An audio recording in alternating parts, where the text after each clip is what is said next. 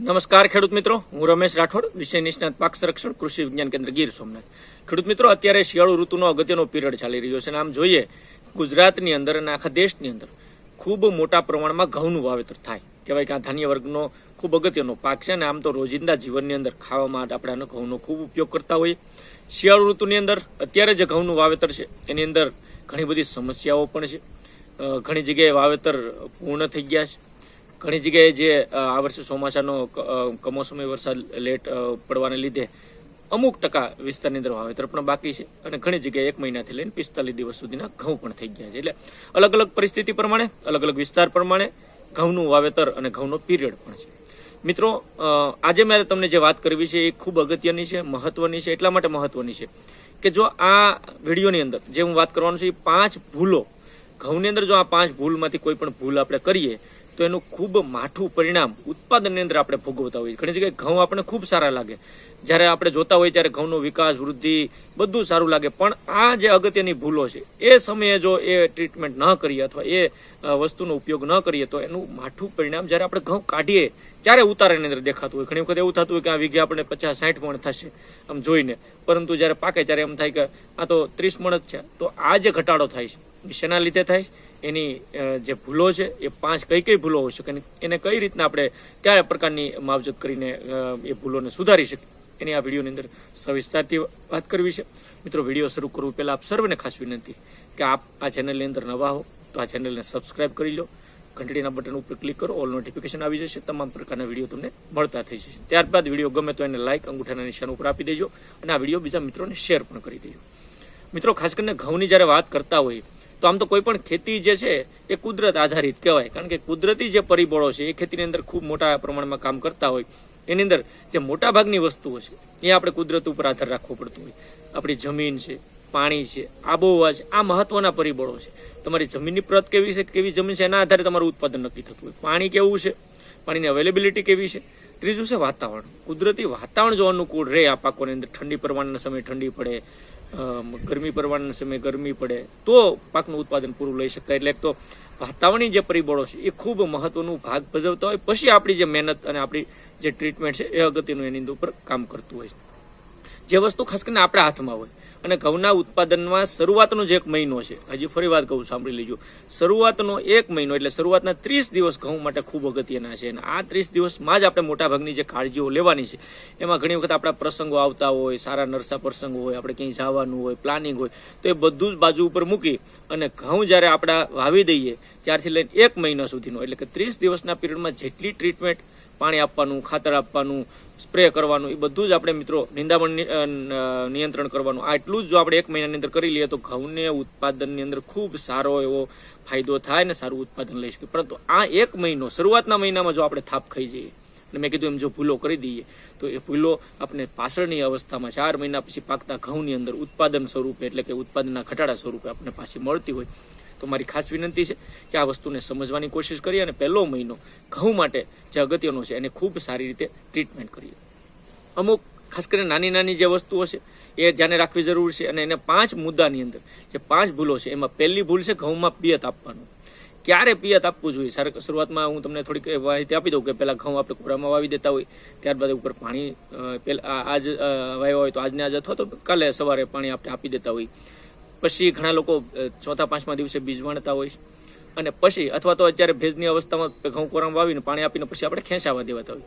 તો એના પછીનું જે પિયત આપી એ પહેલું પિયત આપણું ગણાય. એટલે પ્રથમ પિયત ઘઉં માટે ખૂબ મહત્વનું છે અને એટલા માટે મહત્વનું છે કારણ કે એ જે સ્ટેજ છે CRI stage, crown root initiation, એટલે મુકુટ મૂળ અવસ્થા, જે ગાંઠ બંધાતી હોય. તમે જે દાણો વાવો છો એક નીચે મૂળ જતું હોય, ઉપર એનો કોટડો ફૂટીને ઉપરની સાઈડ જતો હોય અને એમાંથી જે એની ગાંઠ બંધાતી હોય એટલે મુકુટ મૂળ અવસ્થા જેને કહીએ, મુકુટ જેવી અવસ્થા હોય ને ત્યાંથી જે ફૂટ થાય છે એ આપણને ઘઉંમાં ફૂટ સ્વરૂપે મળતી હોય ને એમાં પછી ડુંડીઓ વધારે આવતી હોય. એટલે આ અવસ્થા સૌથી મહત્વની. મોટા ભાગના ઘઉંની અંદર, વેરાયટીઓની અંદર 18 થી લઈને 21-22 દિવસમાં આ અવસ્થા આવતી હોય. પછી થોડુંક જમીન ઉપર આધાર રાખે.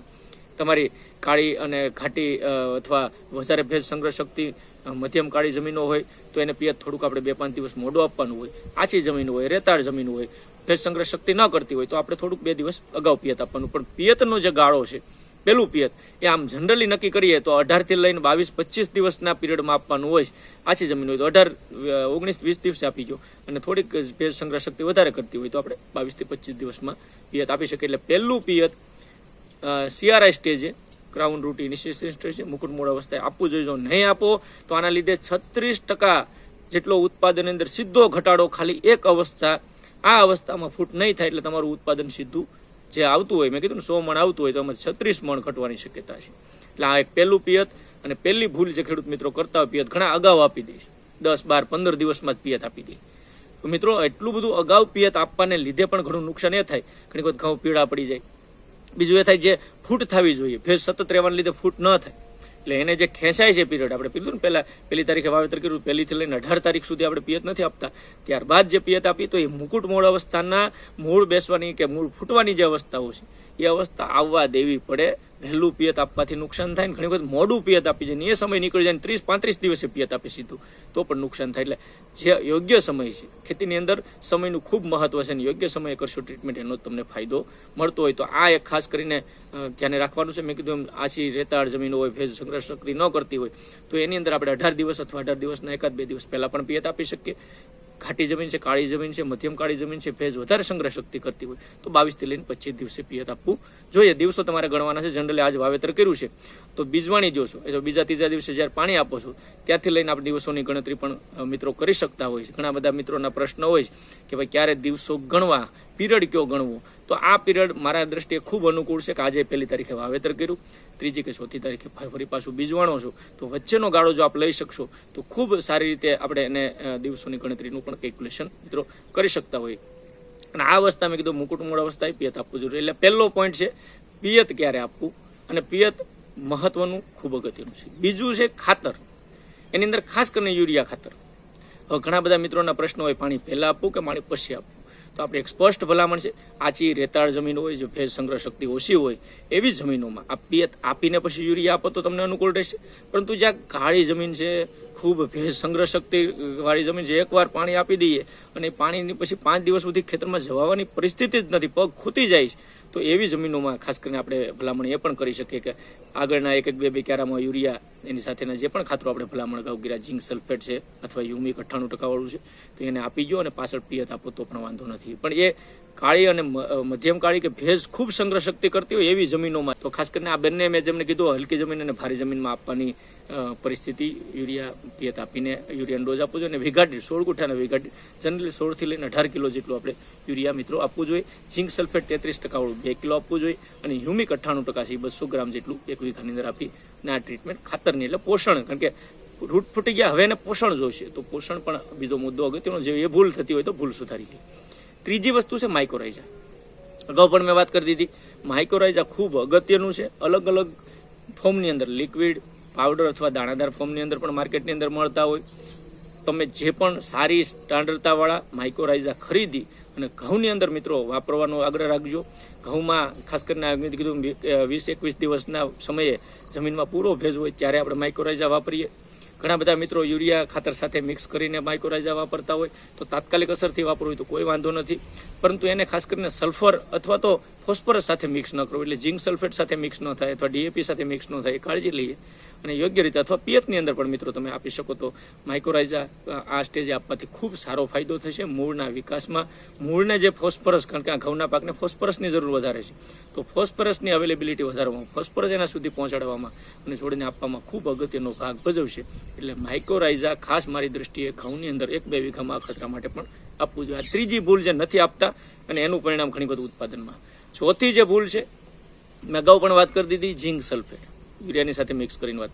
હવે ઝીંક સલ્ફેટ ઘણી વખત ઇસ્યુ એ થાય છે કે ઠંડીનો પીરિયડ હોય છે, અત્યારે ઠંડીની શરૂઆત થઈ ગઈ, વધારે પડતી ઠંડી અને તાપમાન જ્યારે નીચું જાય ત્યારે ઘણા બધા તત્વોની જે ઉપલબ્ધતા હોય એ ઓછી થઈ જતી હોય, એટલે છોડ લઈ ન શકતો હોય. આપણે નાખીએ છીએ તો એની અંદર ઝીંક પણ આવતું હોય કે ઝીંકની પણ અવેલેબિલિટી ઘણી વખત ઘટી જતી હોય. તો મિત્રો બીજો ઉપાય ઝીંકનો એ પણ છે, ચિલેટેડ ફોર્મમાં 12% EDTA ફોર્મમાં ઝીંક જે આવતું હોય એનો પણ મિત્રો સ્પ્રે ઉપરથી આપ લઈ શકો અને ઘઉંના પાકની અંદર પણ સ્પ્રેના સ્વરૂપમાં પણ આપ ઉપયોગ કરી શકો, અથવા તો મિક્સ માઇક્રોન્યુટ્રન જે સૂક્ષ્મ તત્વોવાળા ખાતરો છે એનો પણ ઉપરથી સ્પ્રેની અંદર પણ મિત્રો આપણે લઈ શકાય. એટલે આ ચોથી ભૂલ કે ઘણા લોકો ઝીંક નથી વાપરતા, તો એને માટે ખાસ મિત્રો મારી ભલામણ છે, જો તમે પાયામાં ઝીંક આપી દીધું હોય તો પછી આપવાની કોઈ જરૂર નથી, બીજી વાર ખર્ચો કરવાની જરૂર નથી. પરંતુ એકેવાર ઝીંક નથી આપ્યું તો 20-21 દિવસના ગાળે જ્યારે તમે પિયત આપો છો ત્યારે 33% વાળું ઝીંક અને 21% સલ્ફર એની સાથે હોય તો 1 વીઘામાં 16 ગુઠાના વીઘે 2 કિલો, અથવા ઘણી જગ્યાએ અલગ અલગ પ્રકારના ફોર્મ્યુલેશનમાં સલ્ફર પણ અલગ આવતું હોય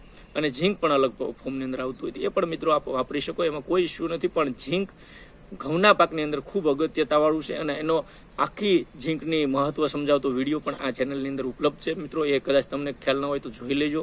ઝીંકની કઈ કઈ અગત્યતા છે, ક્યાં ઉપયોગી થાય, ઉત્પાદન વધારવામાં શું ભાગ ભજવે, એટલે ઘઉંના પાકની અંદર ઝીંક ખાસ મિત્રો આ તત્વ વાપરવું જોઈએ. અને આ તત્વ ઘણી વખત ન વાપરીએ તો અથવા જે પોષક તત્વો આપણે નથી નાખતા તો એ પણ આપણા ઉત્પાદનની અંદર ખૂબ મોટી ઘટ પેદા કરે. અને આ ભૂલ આપણી ચોથી ભૂલ મેં કીધી એમ કે ઝીંક ન વાપરવાની ભૂલ પણ આપણને ખૂબ ભારે પડતી હોય. અને પાંચમો જે મહત્વનો મુદ્દો છે એ સ્પ્રેનો છે. એની અંદર 2 પ્રકારના આવે. એક તો નિંદામણનું નિયંત્રણ. એવું કહેવાય છે કે નિંદામણ 33% જેટલું ઉત્પાદન ઘટાડવામાં ભાગ ભજવે. એટલે મિત્રો આ પણ પીરિયડ હોય છે. ઘઉંની અંદર મોટા ભાગે હાથ નિંદામણ કે આંતરખેડ કરવું મુશ્કેલ હોય છે, કારણ કે પાટલીનું વાવેતર હોય અથવા તો નવ ચાહે વાવેતર દાતા એ કરતા હોય તો મિત્રો એના માટે ખાસ બેસ્ટ જે મજૂરની અછત હોય એવા વિસ્તારની અંદર નિંદામણનાશક દવા તો શરૂઆતમાં પ્રીમર્જન્સ પેન્ડિમિથાલિન વાપરી હોય, પણ પછીના જે તમે પીરિયડની અંદર ખાસ કરીને દવા વાપરો છો તો એ 20 થી લઈને 22-23 દિવસમાં પિયત આપી અને ભેજ હોય ત્યારે જ વાપરી લેવાની છે.